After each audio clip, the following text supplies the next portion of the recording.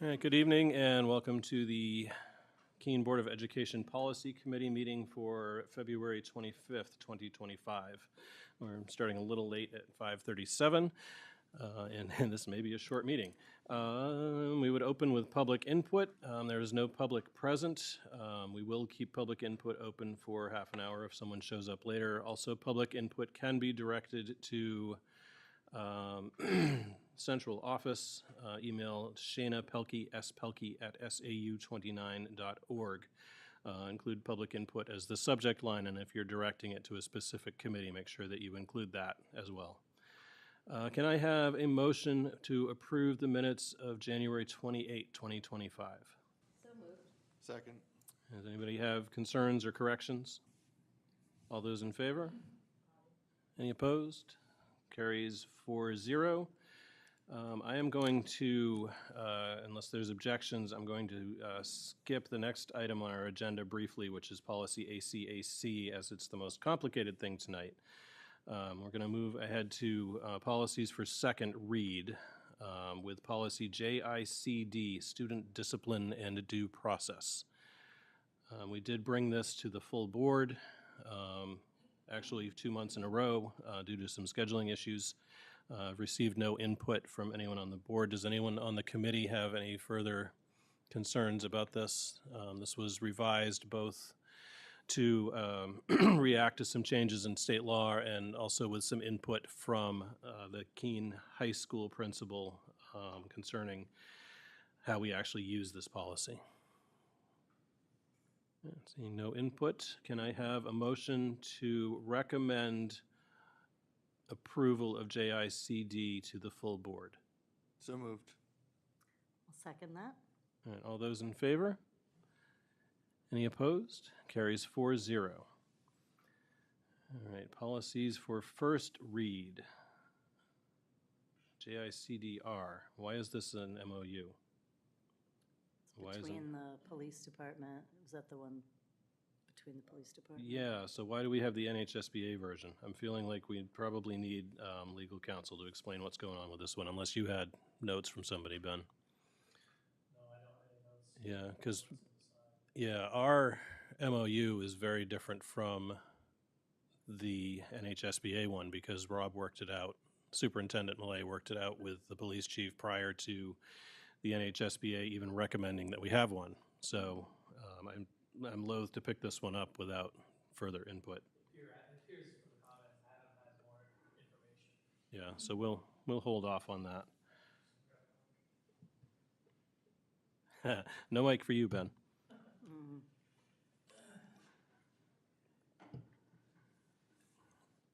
All right, and then this part might be fairly quick too. Policies for review. IJOA, field trips and excursions. The Education Committee asked us to pick up this policy again. They had discussed some changes in their last two meetings, but their minutes are not available online yet, and their chair has not forwarded those comments to me. Ben, I don't know, or, go ahead, Jen. Yes, so basically, the Education Committee would like to remove the words "out of state" from the policy. We keep getting all of these things for, the choir groups are singing in Boston or down in Rhode Island, or, just day trips that are, that the Education Committee didn't really feel like we needed to approve every single one of them just because they were crossing a border. So that was their intention. All right. I know we've talked about this with Adam Caseta, and there's actually the entire approval by the school board thing is not required by law. So the whole policy is our invention, basically. There are rules concerning field trips, specifically around how they're supervised and what kind of medical supervision especially is available on the trip. But that is not, other than we have the CPR first aid listed in this policy. And Adam was working on a handbook for the schools to have that addresses everything that they need to do, applying for a field trip and running a field trip, all of that sort of stuff. Yeah, go ahead, Jennifer. Okay, the other thing that we spoke about was differentiating a field trip from an excursion, and having that, clearly delineated as to what is an excursion versus what is a field trip. Now I'm curious, what's an excursion? Well, okay, so Brian, Brian brought it up that like the trip to Washington DC is a field trip. It is part of the curriculum and they go as a class and it is all about school. Whereas perhaps the trip to Puerto Rico is not the same curriculum-wise. And what is the school district legally obligated to provide on school trips versus excursions, and what constitutes a field trip versus what constitutes an excursion? That is a fascinating input from Mr. Campbell that I absolutely want to run past our legal counsel before we run with that. Okay. My suspicion is that if it's run through the schools, as the Puerto Rico, Ireland, as these are, it doesn't matter what we call them, we're probably still required to meet the same obligations. But yeah, let's table that thought, and we'll bring it up with Mr. Caseta when he is next with us. I certainly don't object to removing the out of state, but it makes sense to hold on that until we do the whole thing in one go.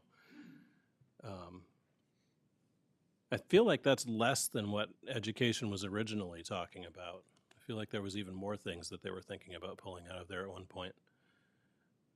But that was like 2 months ago. There was, I think the conversation shifted mostly to that excursion versus field trip, and specifically the administrative barriers we experience that overloads that committee in particular with approvals. So I think the conversation evolved to be just these two items. I think everything else, it used to be the equity of the field trips, the process, but I think those have been fine-tuned enough that they're in good shape. Yeah, and that's the type of thing that Adam was thinking would belong in a handbook rather than in our policies anyway. Yes. All right. Yeah, I'm in favor of reducing the burden on the schools and the burden on the board for something that we're not even legally required to do in the first place. So let's bring this up with Mr. Caseta and see how else we can reduce our obligation without reducing our actual responsibility to the students. All right, DAFB, equivalence in instructional staff and materials. I don't know why any of the next three are under review.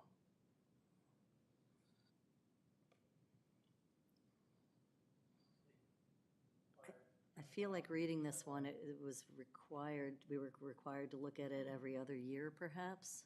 I don't know, that exists. I mean, we do have policies we have to review. Do we have this one? Because Shanna only gave us the NHSBA. No, but I can find it pretty quickly. I haven't seen this one. Well, let's find out, shall we? It says it's a new sample policy. May Oh, so 2024, unless you've seen it recently. All right, so It was adopted for the first time in May. by the NHSBA or by us? Yes. So it doesn't look familiar, then it's odds are we don't have it. All right, all right, DAFB. All right, do we have notes on this one? Or is it just in the drive as is? I think it's just in the drive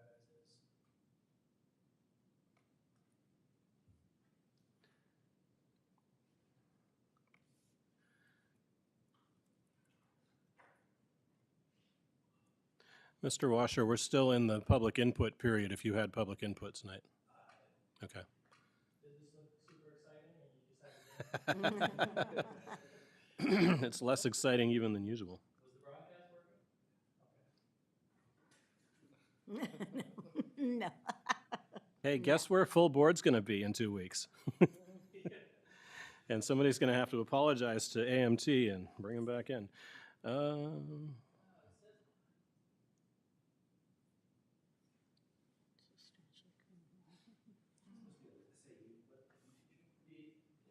specific SAU YouTube account.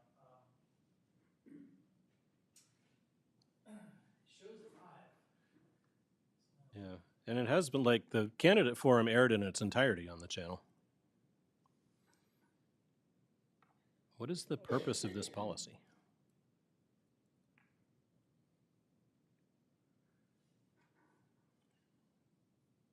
Oh, it's about Title I schools. Mm-hmm. So it came, I mean, this is pretty straightforward. You have 3 Title I schools. You have Yep. 3 right now. There's a couple that are going to become eligible.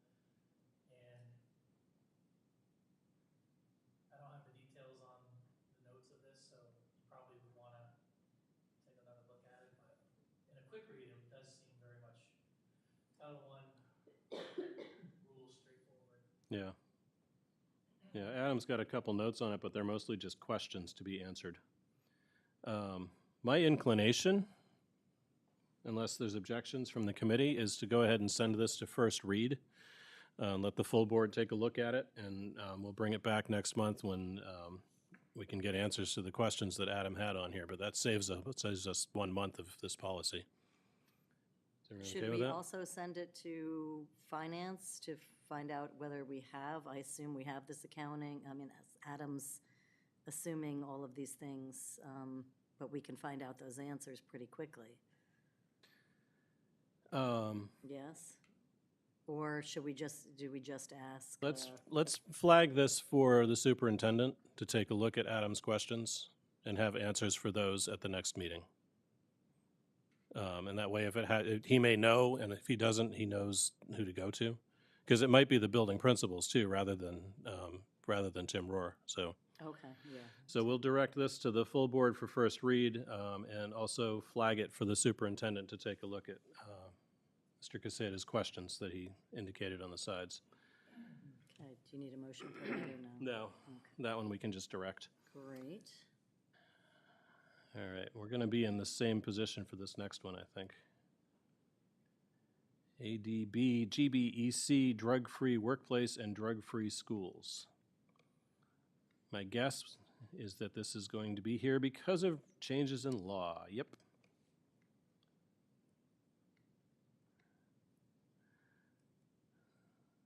They've added requirements that reports by employees of a work-related drug conviction must be made in writing. In writing, yeah.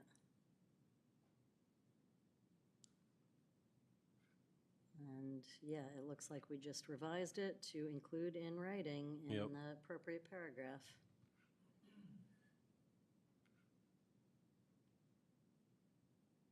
Yeah, and then we've already had this discussion. You'll see down further in yellow, section C, the drug-free school zone. There's an optional allowance in state law, but it would only be in place if we were going to institute a needle exchange program in our schools, which is not something we've considered doing. It's not something anyone has asked us to do. My inclination is to take Mr. Caseda's recommendation and strike this section. If in the future that becomes something that's important to this district, we can always reopen this policy and discuss putting this paragraph back in. But leaving it in there now seems likely to bring up complaints that there's no reason for us to deal with at this time.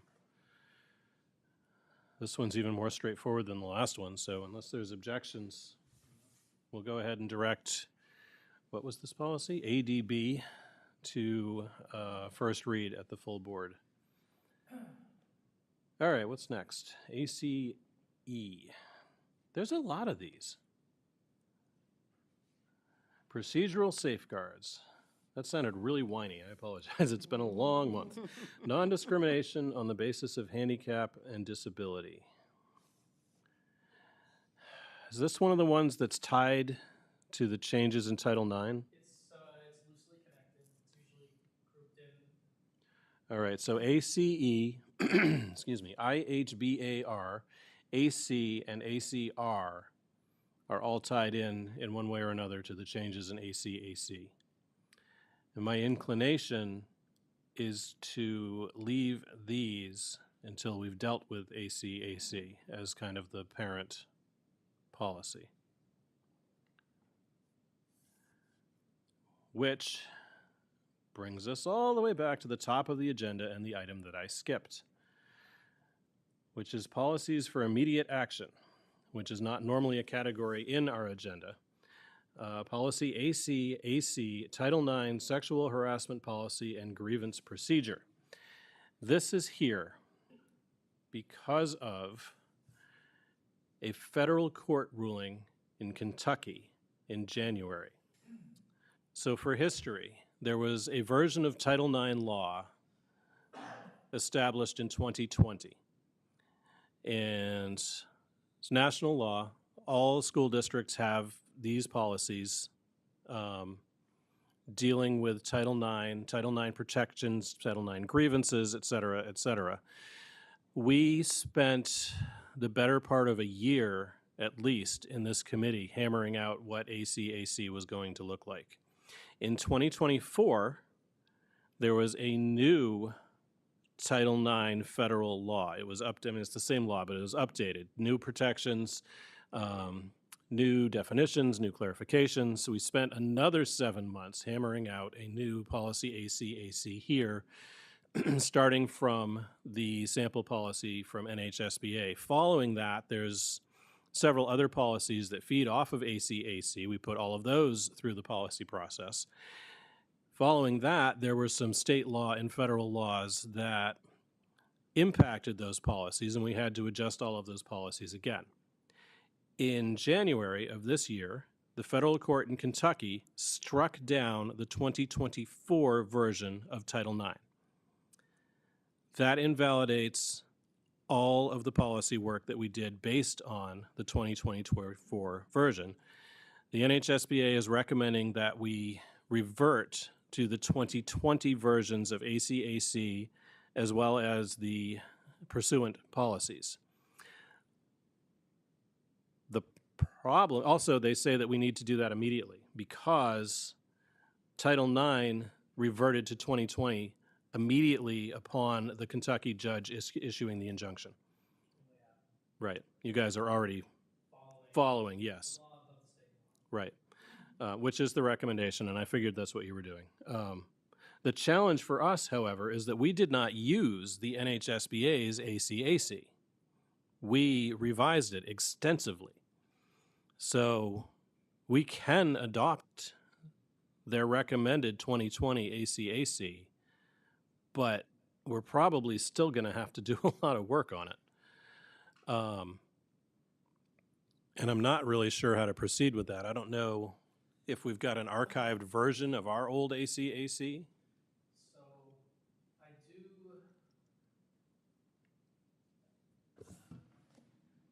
do. We've been working really closely with your legal team when we proceed in Title IX because of this. And the one that we are following, I believe, is the one that you've revised heavily. You worked very closely with the group of lawyers that were part of that, and we've made it's closely meeting all of the requirements that would need to be in place. And I could probably tell you with exact certainty in a moment, because I can tell you that. So hold on.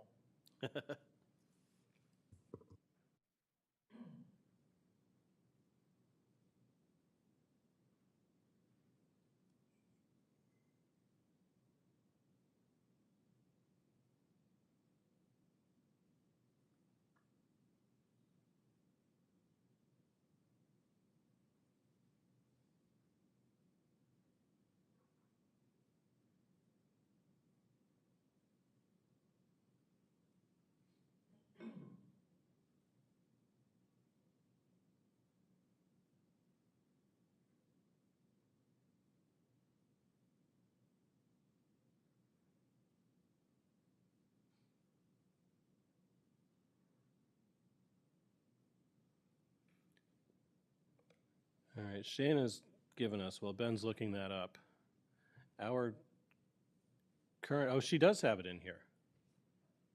We've got our current Keene School District ACAC. We've got our former Keene School District ACAC. And we've got the NHSBA's recommended for what we put in place now, which is the old one with some changes based on other laws. So you're, okay. So the district has returned to the 2020 regulations that we follow for the investigations, and those are based on the 2020 regs. And so that's the ACAC policy adopted by the district on August 6, 2020. All right, and I think that's what Shayna has in our drive, or one of the ones Shayna has in our drive. All right, so here's the challenge that we have. Basically, if we're going to adopt something immediately, our options are the 2020, our own 2024 ACAC, which references federal law that no longer exists. Our own 2020 ACAC, which references the old Title IX, but does not account for any other changes in law that were not related to Title IX,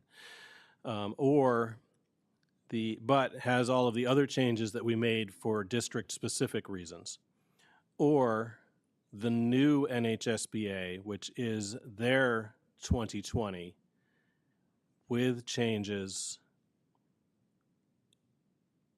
related to other laws besides the Title IX law. None of these are ideal, but if we need to adopt something immediately, those are our options.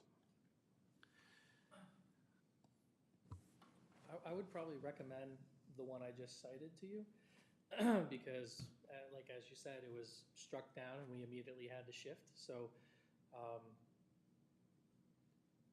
that's what we're following. And then if you have Adams work more with this, then I think you'd have a better direction.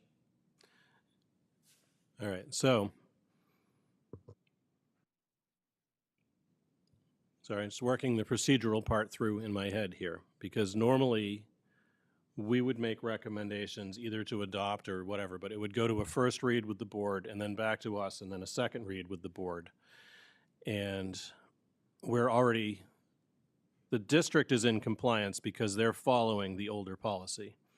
Our policies are not in compliance, so the NHSBA is recommending we do this immediately so we become in compliance. We have done this in the past with a note that says policy committee will continue to review the policy. Basically making it official that it's a placeholder policy.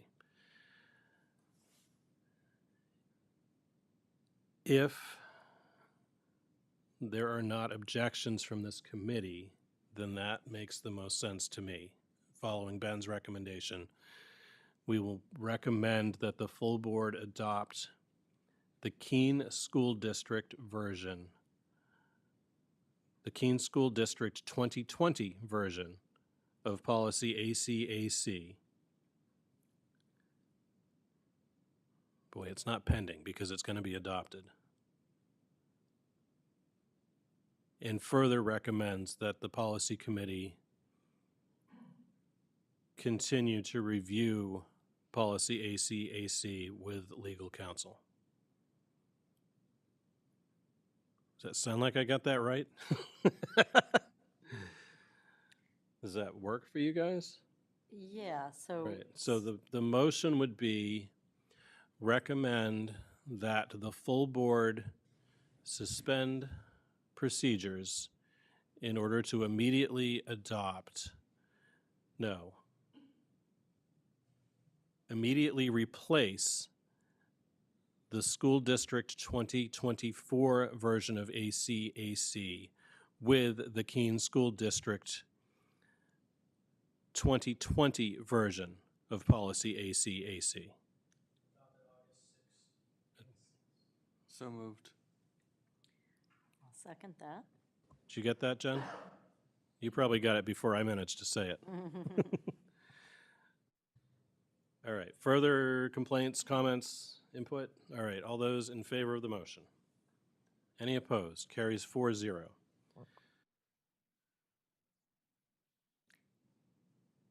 All right, Ben, how often are you dealing with this? It comes, it ebbs and flows. I would say that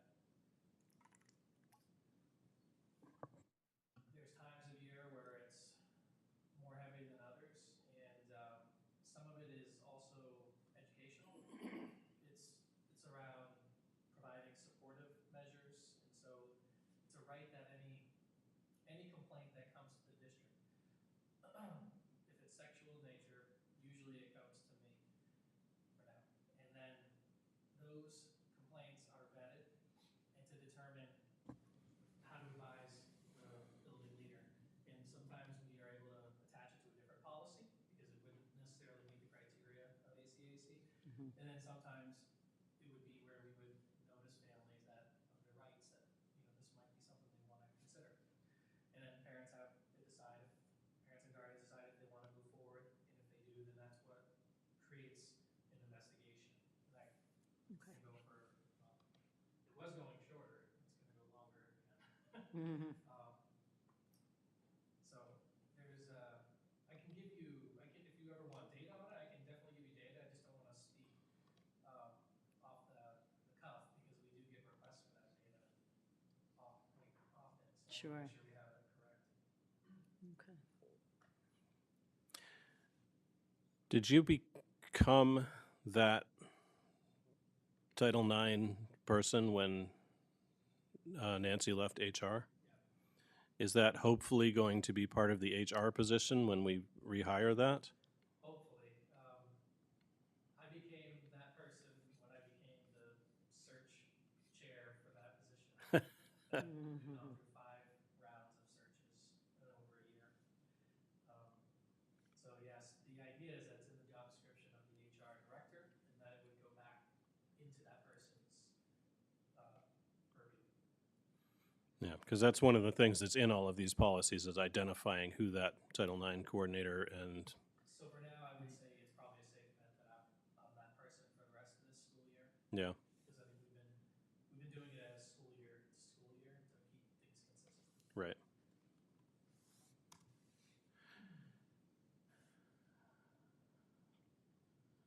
All right. I guess the question is, how many of these other policies can we legitimately get through without legal input? We don't even have, I thought we did, but we don't seem to have the NHSBA version of ACE. So, unless Adams put some markups on the Keene School District one, which I think is unlikely. Nope, that's just straight out of our,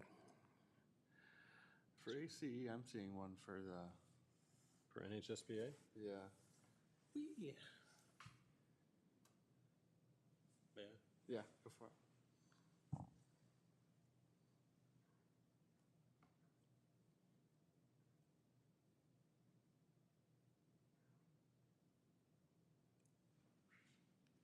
That's the whole thing, huh? One page? Looks like it. Oh, yeah, you can get it off the agenda, but it's not in the file, it seems. I can't get it off the agenda either. But it makes a difference where you open up the agenda from, too.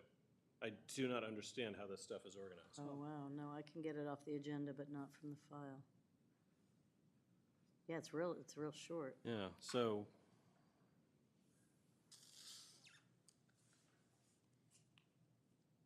And it's very different than what we have. Yeah. Very different than what we have right now. I'm gonna guess that Adam was gonna recommend that we ditch our own and replace it with the NHSBA for that reason, but this feels like we table it until we can ask him what his recommendation was. Oh, he said, I would suggest we update our existing policy by including this new paragraph.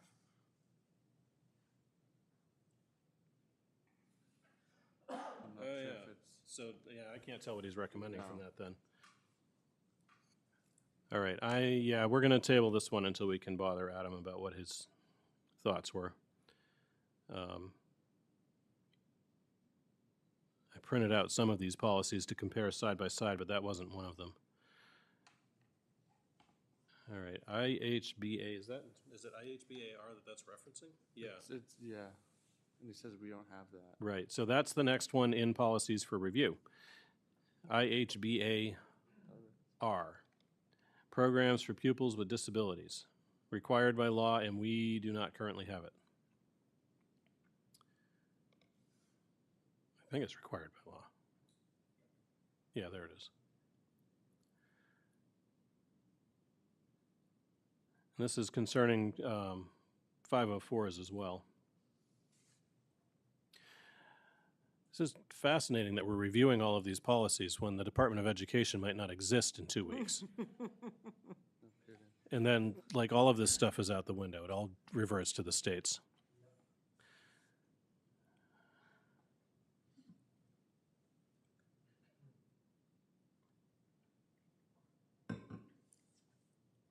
All right, Adam didn't have any substantive complaints with this one.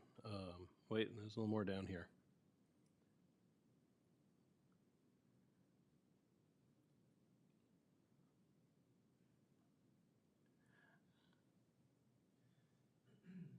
All right, Ben, do you want to help us tackle this one? It's kind of the area that you work with anyway, so.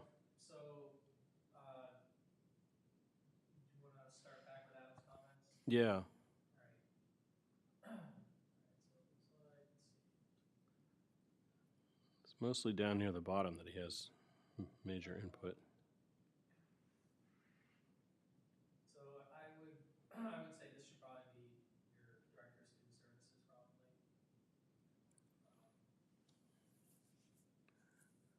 For the whole district. Right,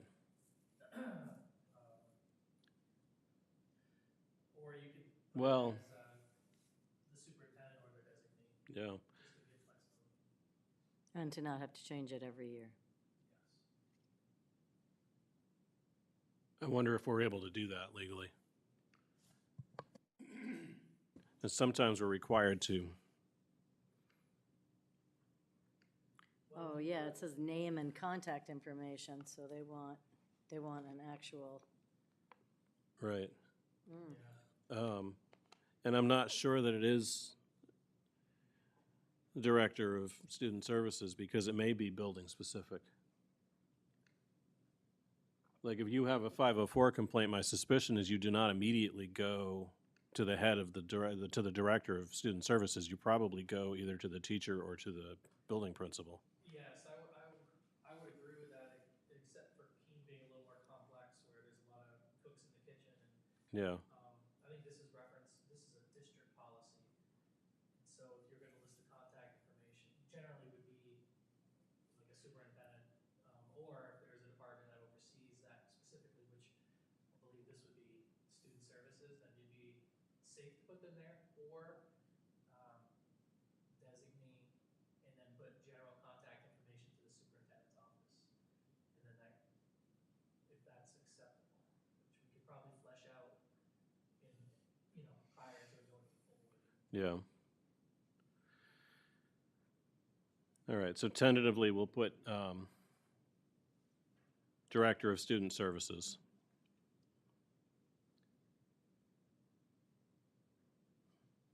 And contact information would be central office. And that way we don't have to put a specific name because someone can call central office and say, let me speak to the director of student services. Or send an email or a letter.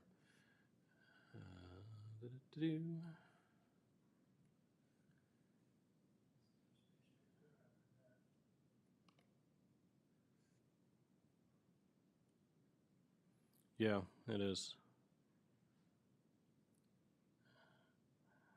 All right, do we want to move this one to first read for this committee next month, or do we want to jump that and go immediately to first read at the board?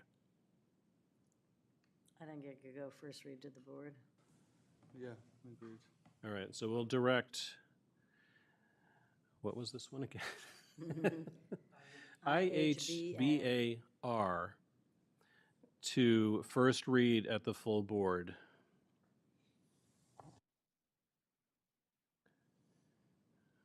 All right. Next up is when it starts getting complicated. Policy AC, non-discrimination, equal opportunity employment, and anti-discrimination plan. The NHSBA, this is directly tied to the previous discussion we were just having. There's a lot of this policy that also gets changed with the Title IX 2024 being revoked.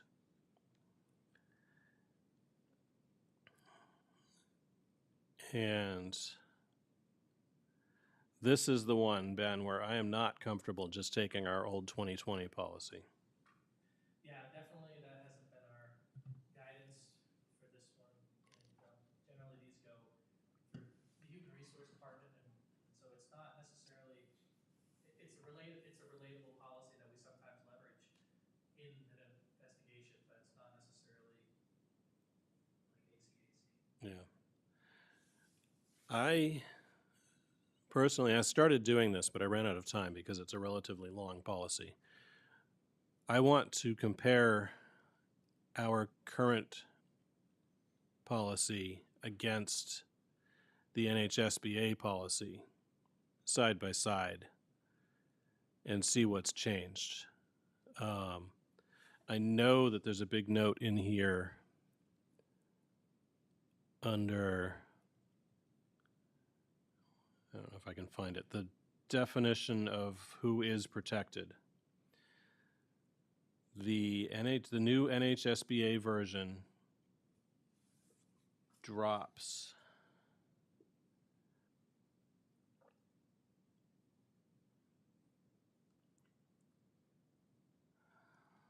No, it doesn't. Where were they talking about this? Is it in ACAC? I don't know. One of them drops gender identity. ACAC, I believe, not the quote, I believe Yeah. that was some of the shifts in ACAC. But we would typically, ACAC is a specific policy. Sometimes if it's not meeting that criteria, we would go to AC. Yeah.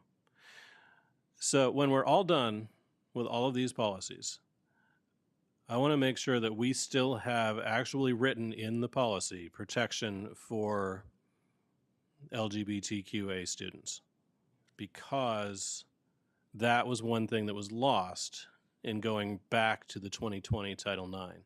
But there's not a reason that we cannot extend those. And in fact, New Hampshire state law might require us to extend those, even though federal law no longer does. So I want to make sure that we go through all of these related policies and make sure we're still protecting them.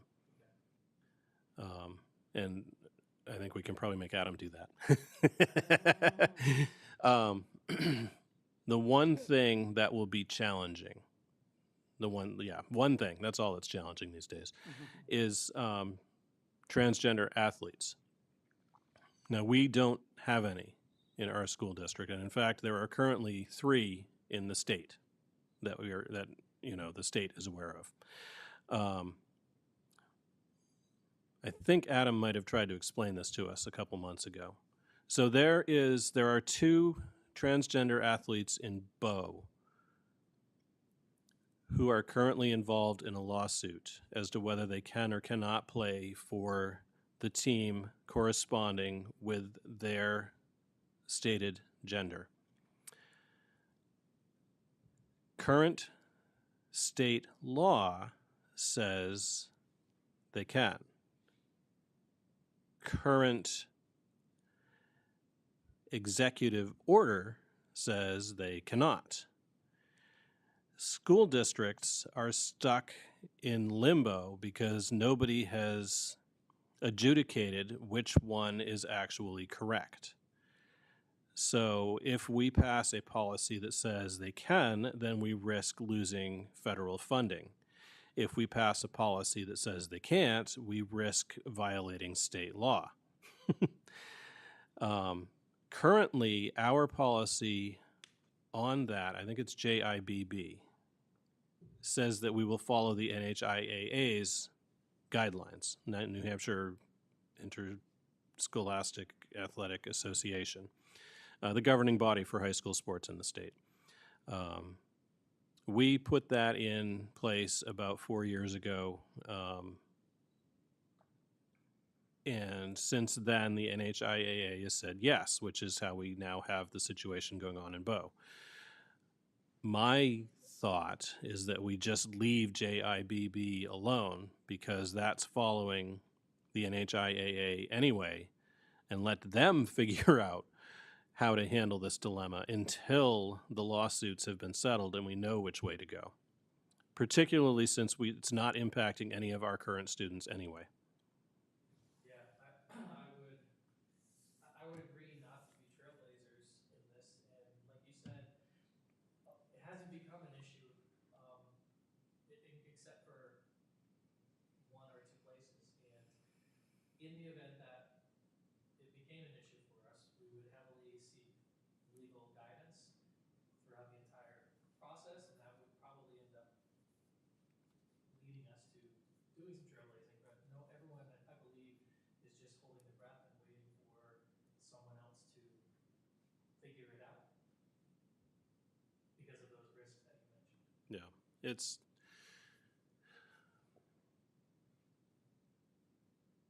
there are not, maybe with one or two exceptions nationwide, students are not transitioning in order to gain a competitive advantage in sports. Transitioning is hard, particularly within schools, which is why I want to make sure these protections remain in place in our district. But that's not the biggest issue that most students face if they're in this situation. So, all right, I'm gonna recommend that we table AC because it's a lot, and I do want to look at it side by side, and we don't have to have this one immediately updated the way that we did AC. I'm good with that. Yeah, I don't know how much you guys have looked into these yet. Which sort of finishes us for the night, I think. There's a bunch of stuff sent to other committees. We've got a bunch of stuff on hold. Oh, yeah, there it is, including policy JBB. It's under, letter C, under policies on hold. Yeah. Yeah. Oh, yeah. Is IGE in both places? Yep. All right. And then policies for renewal is just a spreadsheet provided by NHSBA identifying policies that we have that need to be reviewed and within certain periods of time. And it's a lot of them.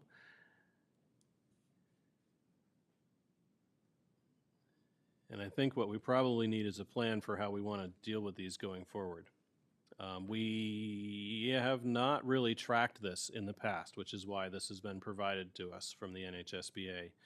It looks like there's a good 24 policies in here that have to be reviewed every year, every other year, something like that, which generally just means that we reapprove it as is. A lot of them are about to get looked at because of the discussion we just had. So what we're going to need to come up with probably is a schedule, because we can't really just say, well, we'll just reapprove all of them. That defeats the point of saying it has to be reviewed. So we'll need to figure out probably a schedule that we'll implement. So we have board elections on March 11th. Thank you, guys. So we'll have a new board in place in April and new committees, and we'll start discussing next year's meeting schedule and whatnot. And I think what we'll probably do is put a schedule in place for taking a look at these at that time, X number of policies each month to get them out of the way. Next question related. Yeah. So we do have something roughly similar to this that, like our SAU is very complex. Yeah. Because every district has their own board and they want to make things specific to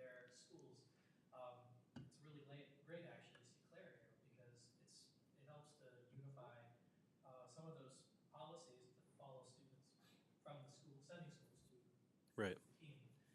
And we do have some work towards trying to unify policies where the districts will often look at Keens. And I don't know if Rob has talked about this, but it would be really great if there was more attendance and more collaboration around the policies so that there's not a different policy for various districts and then Keene has something different.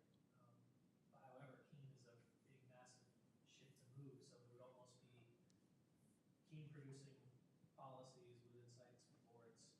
Um, because right now, some of these have been passed or adopted in other districts. They might look a little bit different or the same. But it might be connected to what you're getting at with this one list that can be pulled from and districts can easily see what is the language in Keene and adopt that or make small tweaks.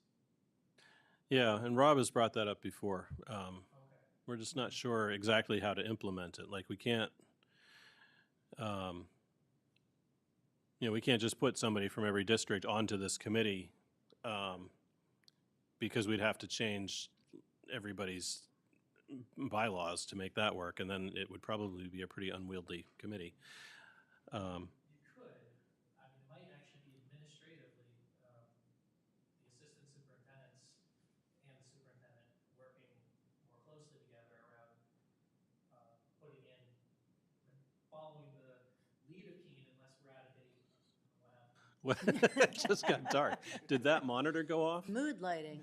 Told us it's time to go. But it might actually be more administratively for us to, Yeah. not necessarily all board members coming here, but myself and Mr. Cannibal are more closely related to this committee, then we can help pass the current information on to the towns and say, hey, don't worry, Keene has a legal representative, which often our other committees don't. Yeah. So that's helping them guide them through this. Yeah. Anything that helps streamline anybody's work is good. It's frighteningly, none of you guys experienced this, but I've been on this committee since I came on the board 10 years ago, and it was actually more convoluted to work policies through. We put a lot of work, it was myself and Sue Freitas, to figure out a better way to get policies through this committee. And it's still kind of unwieldy, and we're still not sure how we interact with the other committees on the board. It can be a convoluted matter to work on policies, but that is one of the actual ways that the boards have input into what happens in their schools. So, I mean, it's important work, but it is a lot of work, and we don't need to make it more than it already is. So, yeah, I don't know, maybe a work session would deal with it too, but yeah, Rob's brought it up before, and we're absolutely open to ways to make this work better for districts beyond just Keene. But I don't think that there's anything we need to do with this tonight. Policies for review. I think Rob put it in here so we could start initiating the discussion both on how we want to handle making sure the renewals happen and to highlight the discussion that Ben just brought up as well, because Rob did mention it in these terms as well. All right, so there any other policy matters for this committee? All right, seeing none, we will adjourn at 6:26, and Ben will figure